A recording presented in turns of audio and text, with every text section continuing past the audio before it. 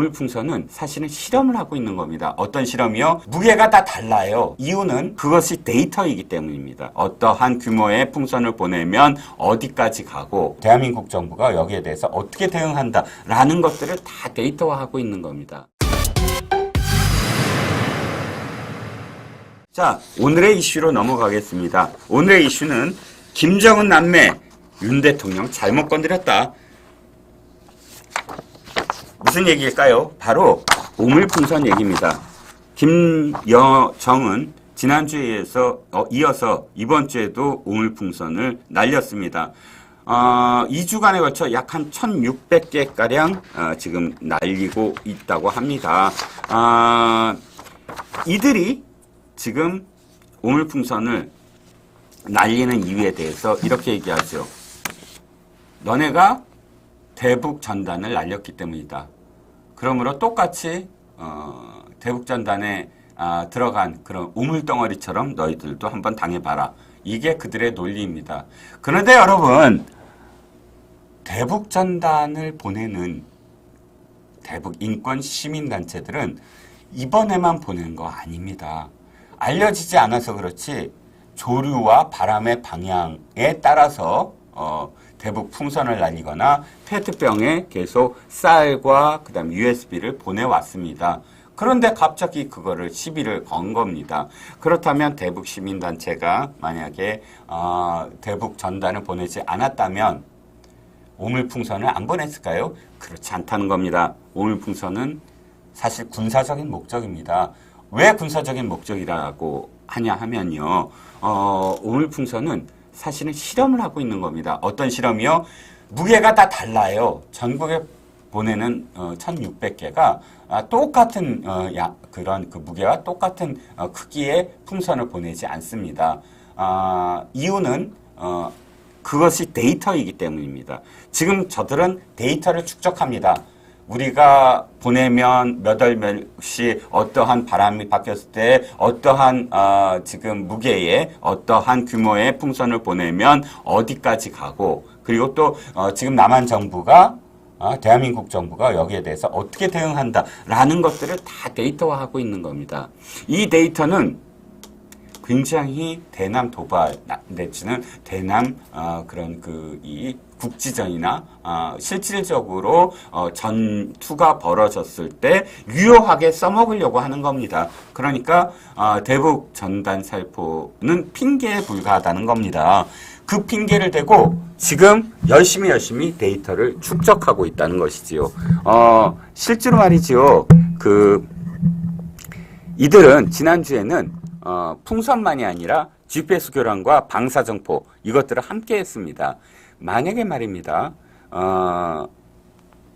도발을 전면적으로 감행하려고 할 때 이렇게 생각을 해보죠. 수천 개의 풍선을 한꺼번에 그리고 여기에 드론까지 함께 그리고 무인 폭격기까지 함께 그리고 여기에다 방사정포까지 함께 이것들 동시에 저들이 보낸다면 우리의 방공망이 이것들을 구별할 수 있느냐. 드론은 드론대로 풍선은 풍선대로 그리고 무인 이 전투기 무인 전폭기는 전폭기대로 또 마지막으로 방사정포까지 혼란이 일어날 겁니다. 그 혼란을 일으키기 위해서 하이브리드 타격전에 대비하기 위해서 이렇게 데이터를 수집하고 있다고 전문가들은 바라보고 있는 겁니다. 그러니까 엄격하게 말하면 대북전단은 하나의 핑계에 불과하다는 거고요. 두 번째는 뭐냐 하면 이자들은 언제나 미국의 대선이 있는 해에 도발 강도를 계속 극대화합니다. 그래서 미국에다 대고 어떠한 정부가 들어서건 우리 남북 문제가 우선돼야 되고 북한을 우선적으로 협상의 대상으로 너희들이 알아야 된다라고 자신들의 존재의 그런 어떤 이 확인을 위해서 도발 강도를 늘 4년마다 높여왔다는 겁니다. 그러니까 그런 일환으로 지금 오물풍선을 보내는 거고요. 두 가지 이유가 더 있겠죠. 하나는 남남 갈등을 일으키고 있는 겁니다. 지금 일부 사실 국민들은 짜증이 나잖아요. 아니 솔직히 말씀을 드리면 그 안에 우리는 쌀이라든지 달러라든지 당장 북한 주민들이 받아서 자신들의 어떤 생존에 도움이 될 것을 보냅니다. 여기에 대응해서 가축들의 그런 변과 인분을 집어넣어서 보내는 저들의 어떤 진짜 만행을 분노하는 건 우리나라 국민이면 누구나 분노하겠죠. 그런데 일부 국민들은 아이고 정부가 이것을 이 대북 전단을 보내는 사람들을 왜 자제시키고 왜 법적으로 처벌하지 않느냐라고 목소리를 높이거든요. 이걸 지금 북한은 노리고 있는 것이지요. 그래서 남남 갈등을 일으키게 만들고 윤석열 정부를 지금 혼란에 빠지게 만드는, 공경에 빠지게 만들려고 하는 거죠. 하지만 그러나 이것이 먹히겠습니까? 또 한 가지 이유는 지금 정찰 위성이 실패한 것이 사실 되게 충격을 많이 받고 있어요. 왜? 대대적으로 선전을 했거든요. 지금 북한 주민들의 학습 소조라고 하죠. 아주 셀 단위로 학습을 하죠.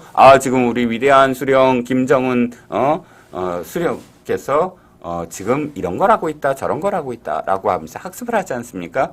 그 학습의 일환으로 정찰 위성에 대해서, 그러니까 지금 저쪽, 그러니까 북한도 역시 우주와 관련돼서 엄청나게 선전을 해댔어요. 우주에 우리 김정은 수령 동지께서 우주에 이제 뛰쳐 들어가서 우리 북한의 어떤 그런 이상을 우주에 실현한다, 뭐 이런 식의, 그래서 엄청나게 많은 돈을 들이고 있다. 그리고 우주에 대한 어떤 환상, 우주 사업에 대한 어떤 우주 공작에 대한 어떤 환상을 엄청나게 많이 심어놨거든요. 근데 정찰 위성이 실패한 것에 대해서도 책임을 져야 되니까 그것과 관련해서도 지금 안 된다, 안 됐다라는 것을 덮기 위해서 엄청나게 노력을 해야 됩니다. 이런 이유들 때문에 우물풍선을 지금 계속 무리하게 하고 있는데, 문제는 제가 그랬죠. 잘못 건드렸다. 누구? 윤석열 정부 원칙 빼면 시체입니다. 지금 아까 그 의사협회 얘기도 있고요. 그리고 역대 어떤 정부도 선거를 앞두고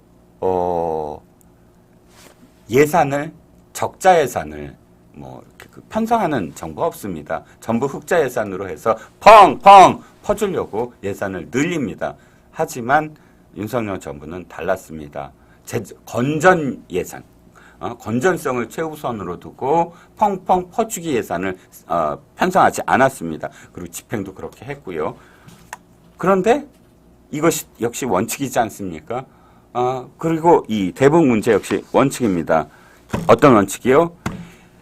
북한이 평화를 위해서 대화를 하려는 노력을 보이면 거기에 상응해서 선물을 주겠지만, 북한이 그것과 역행을 해서 도발을 한다거나 또 남한에다 대고 비방을 한다거나 했을 때는 거기에 벌을 주겠다. 상과 벌을 뚜렷하게 하겠다라는 겁니다. 상벌을 뚜렷하게 한다는 건 원칙을 지키겠다는 얘기고요.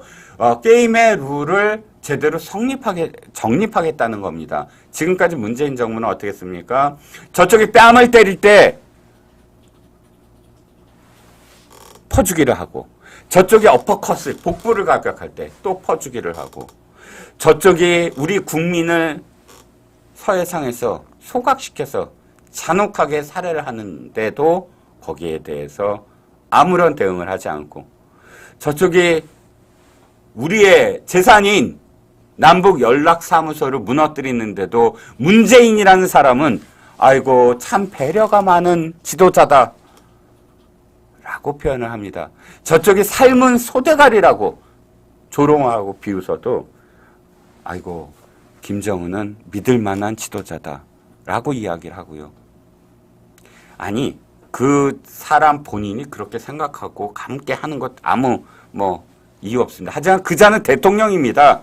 대통령은 헌법상에도 우리나라의 국민의 생명을 지켜야만 한다라고 명기가 되어 있습니다. 그렇기 때문에 국민의 생명을 지키고 국가의 재산을 지키는 것, 이게 대통령의 가장 큰 역할이지 않습니까? 그런데도 불구하고 북한이 어떠한 도발을 해도 아이고 허허허허 웃어대면서 그저 평화, 대화. 게임의 룰을 다 무너뜨렸잖아요. 그걸 재정립하는 겁니다. 아까도 말씀드렸죠. 상대가 잘하면 상을 주고 상대가 못하면 벌을 준다. 이건 기본이잖아요. 그래서 관계가 정립이 되는 겁니다. 그것을 지금 하겠다는 겁니다. 오물풍선을 너네가 하면 확성기를 재개하겠다. 오물풍선을 또 하면 확성기의 시간을 늘리겠다. 오물풍선을 또 보내면 확성기를 서해안에 해서 더 멀리까지 보내겠다. 고정식을 더 늘리겠다. 이렇게 대응을 하는 겁니다. 그 대응이 북한으로 하여금 오판을 하지 않고 도발을 억제하고 대화에 나서게 하는 단초라는 겁니다. 그렇게 해야만이 북한을 대화의 장으로 이끌 수 있게 만드는 겁니다. 그렇게 해야만이 북한 주민들이 김정은이 지금 북한의 그 정권이 지금 어떻게 잘못하고 있다를 깨닫게 만드는 것이라고 생각합니다.